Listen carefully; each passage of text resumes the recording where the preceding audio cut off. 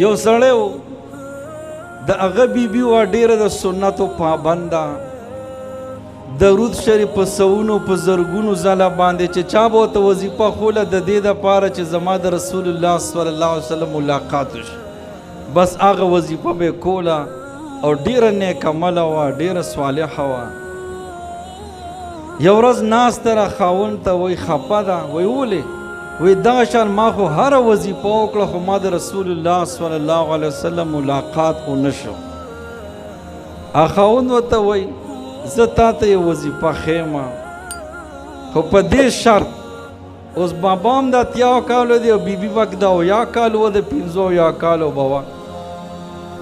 د دا بابا ورته وایي خاوند ورته وایي چې وظیفه درته ښیم تاله به په هغه وظیفه باندې د رسول الله صلی الله علیه وسلم ملاقات وشي خو یو شرط دی چې دا به منې زما وایي او وایي ته به ځان داسې تیار کې سنبال کې میک اپ ورته وایي چې لکه بس د اول شپې ناوې نه چې د 75 سال بوډای شي او هغه ځان ته ولګي خو قربان د هغه زنانه نه چې په کم تلاش کې را د رسول الله مبارک ملاقات د پاره ده که نه خاوند ورته وایي چې وظیفه راته ښیم خو دا شرط به مني دا شرط جایز ده که ناجایزه دی جایز ده که نه ولې خپله بیبي ده خپلې خاوند دی نو بس دا ولګي دا ځان هغه شانتي پوره سنبال کو او دا خو په دې تمه ده چې اوس به ما ته د هغه وظیفه ښیي دی لړه او خپل اوښي پسې لړه د ښځې رور پسې چې ته راشه وګوره زما دې عمر ته وګوره اتیا کاله عمر مې او راشه دې خور ته خو دې وګوره چې دې رادنله شه خور یې دا شان کټ کې ناسته وه چې څنګه د ورور ولیده نو هغه ډېره زیاته ملامته شوه خفه شوه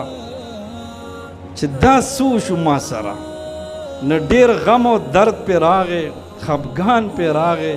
رور هم ملامته کړه چې دا وګوره دا ستا د سپین سر ته وګوره بهرحال دا چې غمجنه شوه پریشانه شوه شپې ته خوب ویني چې سار راپاڅېده نو خوشحاله ده خاوند ته وایي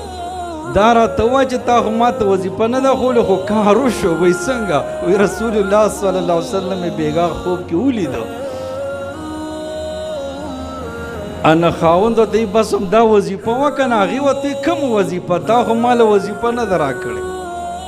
دا خاوند ورته وایي چې ما ستا ژوند ته وکتلو نه ستا ټول ژوند د رسول الله صلی الله علیه وسلم په اتباع د سنتو برابر و خو تا کې یو کمی و هغه کمی دا چې رسول الله صلی الله علیه وسلم یو غم او درد سره د خپل ژوند تیر کړو او ته داسې بېغمه او بې فکره ژوند دې تېرو ما وی چې تاله داسې یو طریقه وګورم چې ته لږه غمجنه شي بس دغه یو کمی و چا پوره شو نو رسول الله مبارک الله تعالی ملاقات وکړو